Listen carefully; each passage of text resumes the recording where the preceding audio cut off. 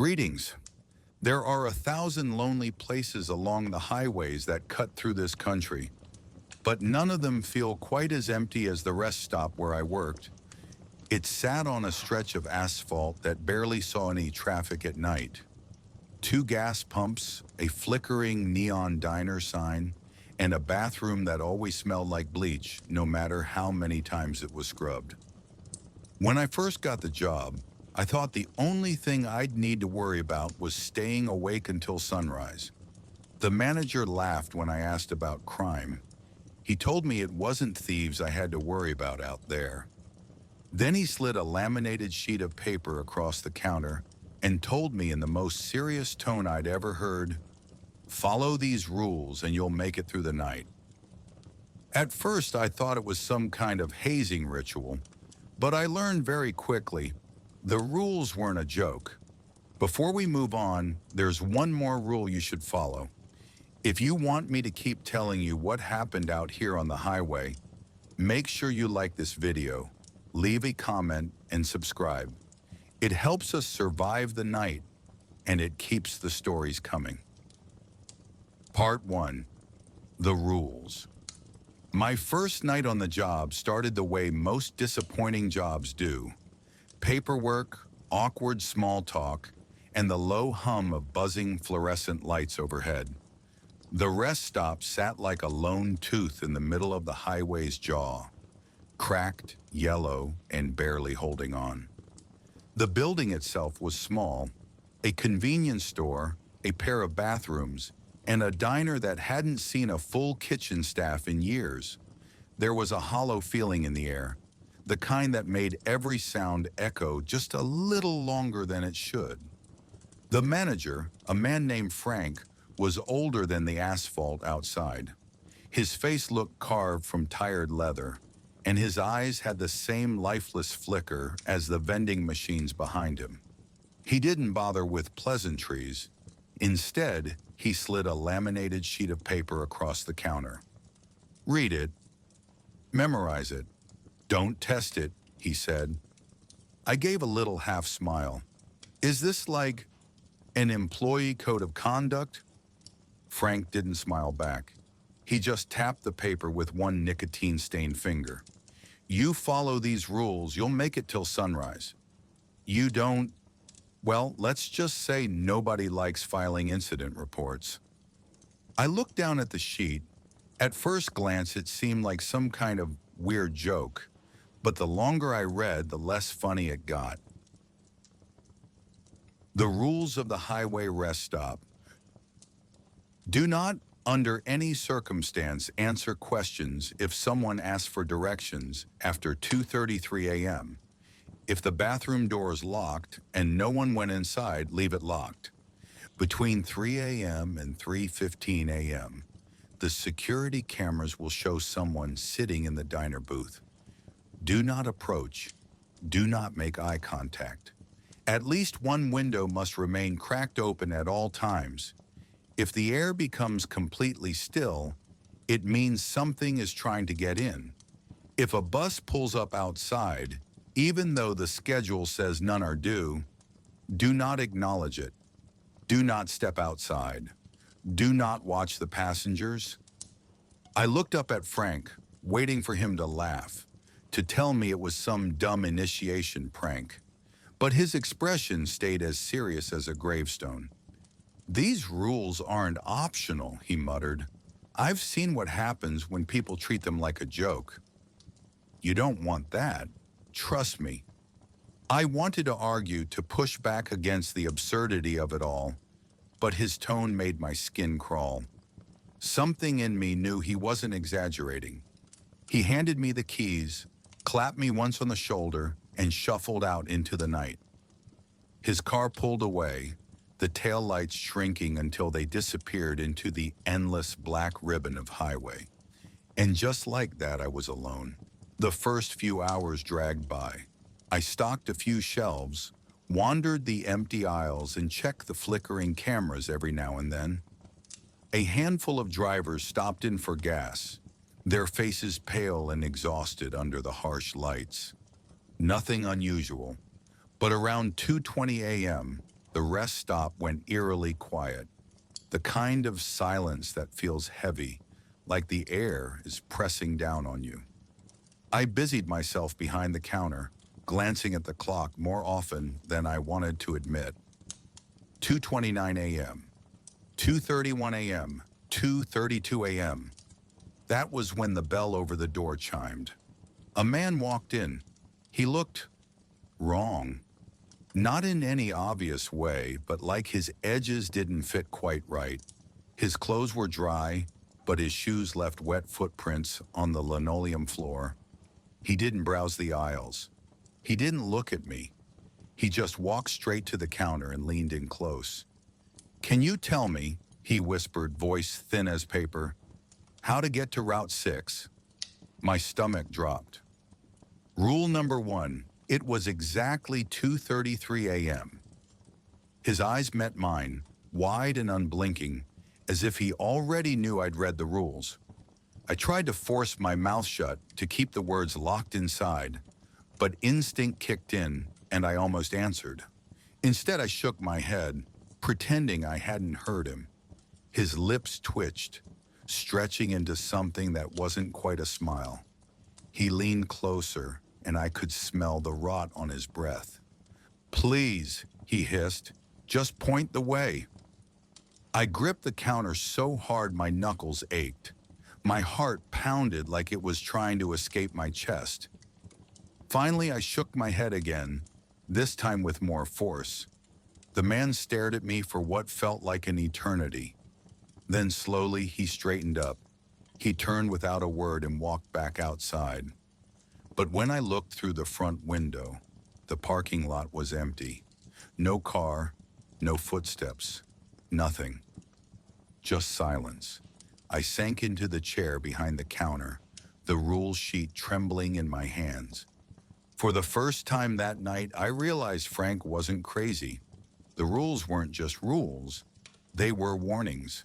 And I had barely survived the first one. Part 2. The Locked Door. The first encounter left me shaken in a way I couldn't easily explain. My hands still trembled faintly as I sat behind the counter, staring at the rule sheet, its laminated surface reflecting the sterile overhead lights. It was supposed to be just a job, a paycheck. I wasn't supposed to be clenching my jaw to keep from answering whispers from strangers who vanished into thin air. But here I was. The silence pressed in again, thick and suffocating, as though the whole world outside the glass had been erased. Even the hum of the cooler seemed to have dimmed, replaced by a faint ringing in my ears. I checked the clock. 2:36 a.m. The danger window for the first rule had passed, but I wasn't comforted. If the first test had come right on schedule, what else might? I tried to distract myself by wandering the aisles, straightening snack bags and soda bottles, anything to keep my mind occupied. But every crinkle of plastic, every hiss of carbonation sounded amplified in the stillness. My own breathing seemed too loud. And then, click. The sound echoed faintly down the narrow hall that led to the bathrooms. My head snapped up, pulse racing. It was unmistakable. The sharp, metallic snick of a lock sliding into place. For a second, I froze completely. Had someone slipped inside while I wasn't looking? No. The bell over the front door would have chimed. I would have seen them. No one had gone in. I didn't need to check the rule sheet. Rule number 2 burned in my mind like a warning branded into my skull. If the bathroom door is locked and no one went inside, leave it locked. I told myself to stay put, to sit behind the counter and let the night play out. I told myself that obeying the rule was all that mattered. But curiosity is a cruel thing. It worms its way past fear, past logic, whispering questions you know you shouldn't ask. And against every screaming instinct, I left the counter. The hallway was short, barely 20 feet, lined with faded posters warning truckers about drowsy driving. The fluorescent bulbs above flickered more often here, leaving pockets of dim shadow that made the walls feel closer than they were. At the far end, the women's restroom door was propped open a few inches, light spilling into the hall. The men's restroom door, however, was shut tight, and I could see the lock, turned horizontal, engaged. I stood there staring. The metal handle gleamed faintly, reflecting the hallway light. It was ordinary in every way, except for the impossible fact that no one had entered. My chest tightened as I realized I was holding my breath. Slowly I exhaled, the sound unnaturally loud in the narrow hall. Then I heard it, breathing. It came from behind the locked door. Slow, steady, too deliberate. My scalp prickled. This wasn't the quiet, absent-minded breathing of someone using the restroom. This was measured, intentional, as though whoever was inside knew I was listening. The hair on my arm stood on end. I forced myself to step back, heart hammering in my chest. Every instinct screamed at me to run, but my legs carried me only a few paces before I stopped again. The breathing had ceased. The silence felt worse. I didn't know how long I stood there waiting. A minute? 5? Time had no meaning in that hallway. My eyes burned from staring, and still I couldn't look away from that locked door. Finally, I tore myself free, stumbling back into the main room of the rest stop. My throat was dry, and I could taste metal on my tongue, as if fear itself had a flavor. I sank into the chair behind the counter, trying to steady my hands, but my gaze was drawn to the hallway again and again, as though expecting the door to open on its own. That was when I remembered rule number 4. At least one window must remain cracked open at all times. If the air becomes completely still, it means something is trying to get in. My stomach twisted as I realized the heavy, suffocating stillness pressing down on me. The air in the room felt stagnant, unmoving. I reached back and slid open the small window behind the counter. Immediately, a faint breeze rushed in, carrying with it the distant smell of asphalt and pine. The heaviness in my chest lifted slightly, but I couldn't shake the thought, what if I'd left it shut? What if that thing in the bathroom wasn't just inside, but waiting to come in? I checked the clock. 2:50 a.m., 10 minutes until the next rule. Rule number 3, between 3 a.m. and 3:15 a.m., the security cameras will show someone sitting in the diner booth. Do not approach. Do not make eye contact.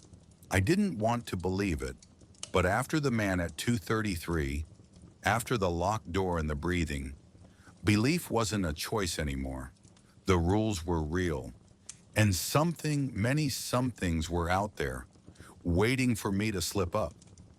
I leaned back in the chair, staring at the clock as the seconds crawled closer to 3 a.m.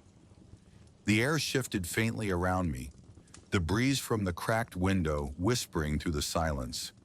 And I realized that for the rest of the night, I was caught between two choices: obey rules that made no sense, or die trying to prove they were nonsense. When the clock finally struck 3, I didn't even need to check the monitors. I already knew the booth wouldn't be empty anymore.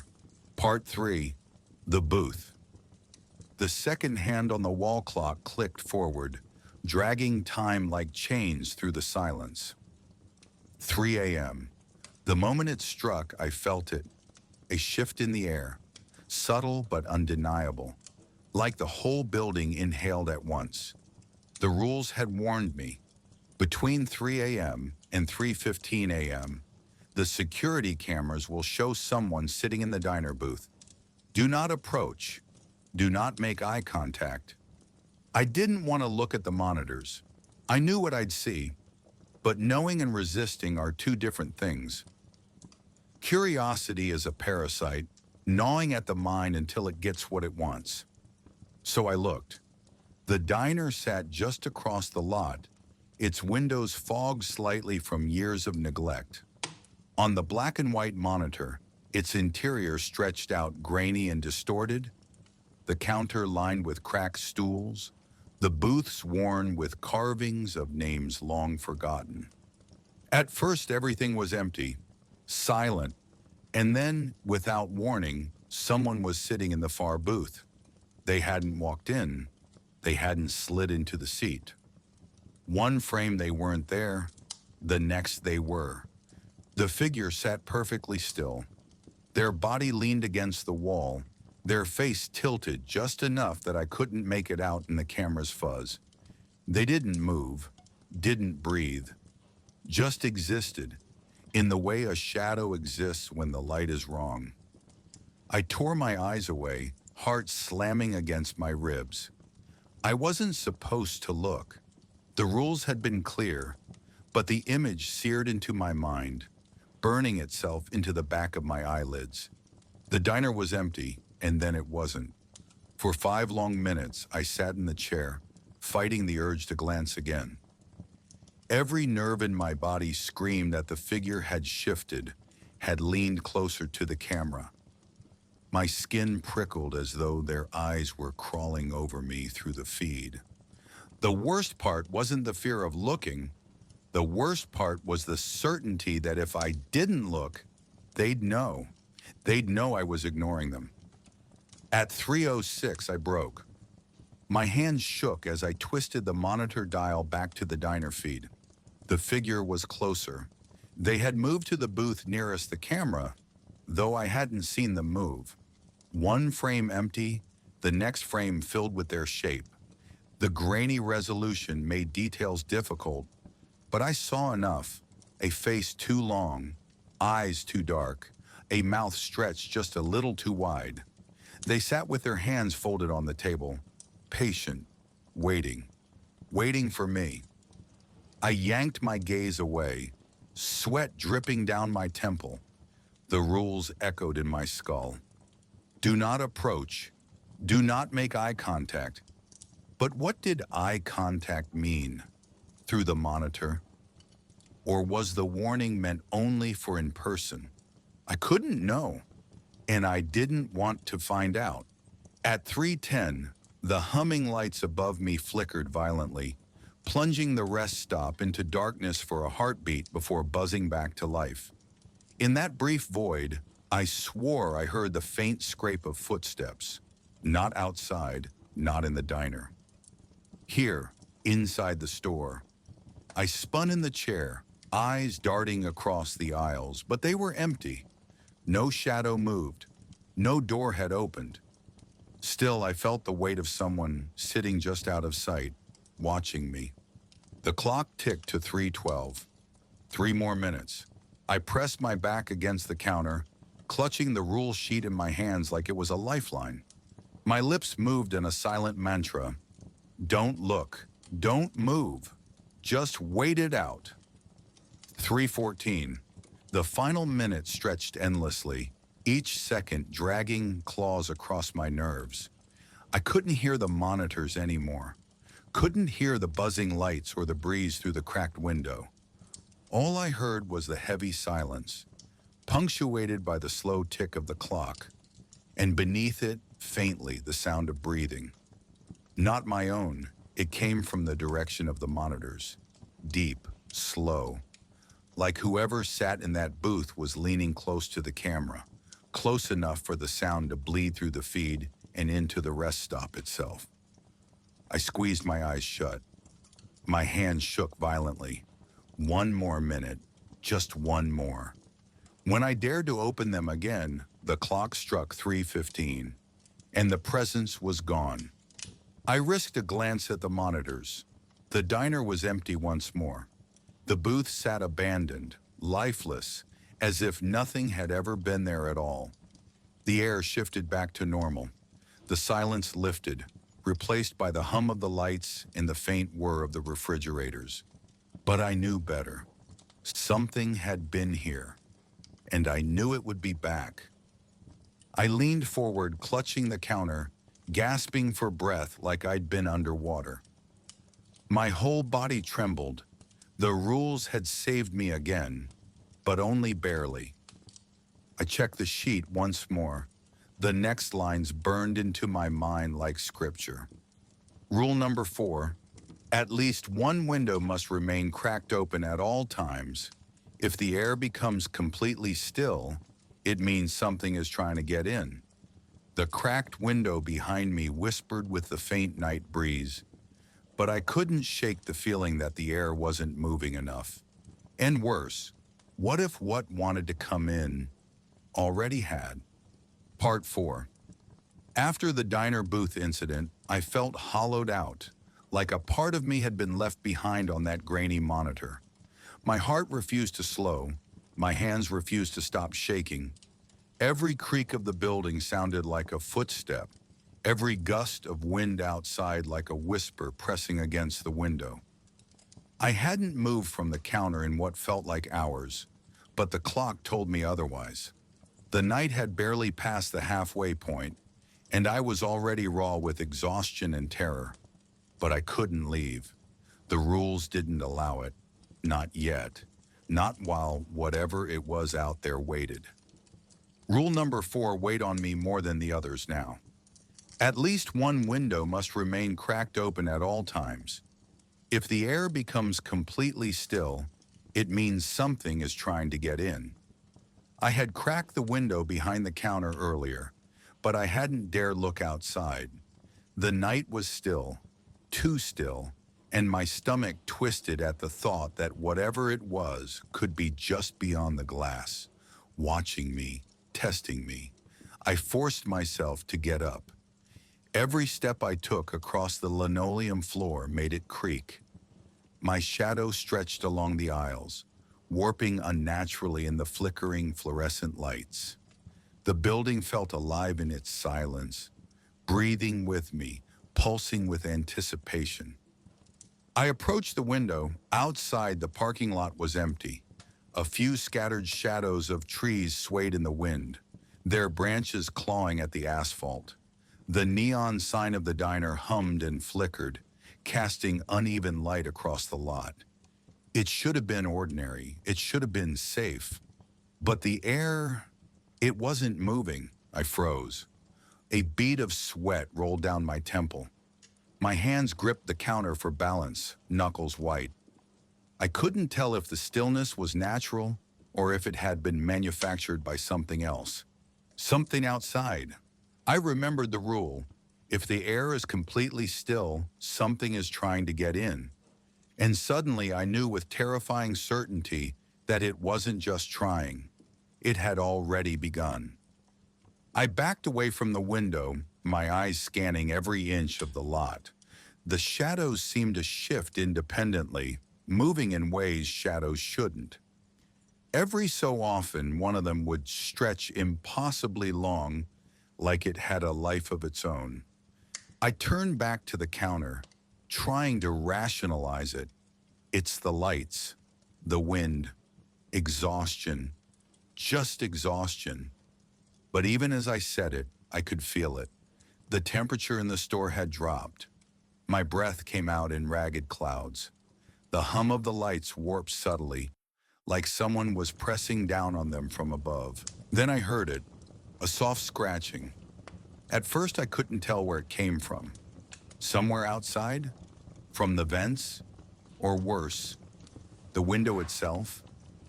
I froze, straining to hear. The scratching grew louder, deliberate, like claws on glass. I wanted to pull the window closed, but the rule wouldn't let me. If you close it, it could get in. My hands shook as I gripped the sill. The wind, or lack of wind, whistled faintly through the crack. The scratching continued, moving in time with my racing heartbeat. And then I saw it. A shadow, impossibly thin, elongated, pressed against the cracked window from the outside. Its face. I couldn't make it out, but the impression of eyes, deep, dark, watching, was unmistakable. Its fingers tapped slowly on the glass one by one. Tap, tap, tap. I couldn't move. I couldn't breathe. My body refused to obey me. Minutes passed like hours. The shadow lingered, moving occasionally, stretching, leaning. Its presence filled the store in a way that shouldn't have been possible. I felt every hair on my arms stand on end. My stomach churn, my mind teetering between disbelief and raw terror. Then the scratching stopped. For one horrified moment, everything was silent. And then came the softest whisper. "Why are you still inside?" I stumbled backward, nearly toppling over the counter. The words, they weren't human. Not exactly. They carried a resonance, vibrating in my skull like they came from inside my head. I gripped the rule sheet, desperate for guidance, my eyes darting from the window to the rest of the lot. Empty, nothing. And yet I knew it was still there, waiting. The next hour passed in a haze. I refused to move from the counter. I refused to approach the window to check the lot, to even glance at the monitor. The still air pressed in on me, and I realized something. The rules weren't just about keeping me safe. They were holding something back. And every time I doubted them, that something grew bolder. At 4:30 a.m., exhaustion hit me like a physical weight. My eyelids drooped, my head nodded involuntarily. I couldn't sleep, not really, but my body demanded rest. I slumped in the chair, the laminated rule sheet clutched to my chest like a talisman. The window creaked slightly. I bolted upright. Nothing, just the cracked pane shifting in the breeze. Or so I told myself. But I knew better now. The rules weren't arbitrary. They weren't bureaucratic nonsense meant to protect a building. They were a contract, a fragile, terrifying agreement between me and whatever it was that prowled the night outside, pressing at the air, testing the boundaries. And I had barely survived one night. The rest of the hours stretched ahead like a tunnel, dark and endless. I didn't know if I would see sunrise or if the rules would even matter when whatever was outside finally decided it didn't need to wait. Before we continue, there's one more rule, and it's one you can help me follow. If you want me to survive the rest of the night and the stories to keep coming, make sure you like, comment, and subscribe. Every click, every word, every share helps keep the rules intact and keeps whatever lurks in the night from slipping in. Part 5, The Last Rule. The night had stretched endlessly, each hour dragging with its own brand of terror. I was exhausted, shaking, and every nerve in my body felt raw and exposed. The window still cracked open, the monitors still flickering with grainy black and white feeds, and the bathroom door still locked. Or at least, I hoped it was. I didn't know anymore if I was waiting for dawn or for something else entirely. Something patient, something that didn't obey time. And then I heard it. Not a sound, not a whisper, not a creak, but a presence, a shift in the air behind me. I froze. My eyes darted to the cracked window. The parking lot was empty, too quiet. The wind had died. I hadn't realized I was holding my breath until my lungs screamed for air. The room felt impossibly still, thick with tension, like a trap closing in. And then I remembered the last rule, the one Frank had whispered about, the one he hadn't written down, the one he never explained. If the air stops moving entirely, whatever is outside can enter. It was too late to move the window, too late to run, too late to pretend the night was just a job. The shadow came first, not from the window, not from the door, from the corners, from the edges of the room itself coalescing into a shape that was human enough to recognize but wrong in every detail. Too long, too thin, with eyes blacker than anything I had ever seen. Its movements were liquid, sliding along the walls as though gravity itself had bent for it. I backed away, knocking over the chair behind me. My heartbeat was deafening. My hands shook so violently that I could barely hold the laminated rules in front of me like armor. "Why are you still obeying?" the figure whispered. The voice slithered into my mind, curling around my thoughts like smoke. The rules were never for you. I stumbled backward, crashing into the counter. My eyes darted to the monitors. Every camera feed showed the same thing. The figure sitting in the diner booth, the bathroom, the hallway, the parking lot.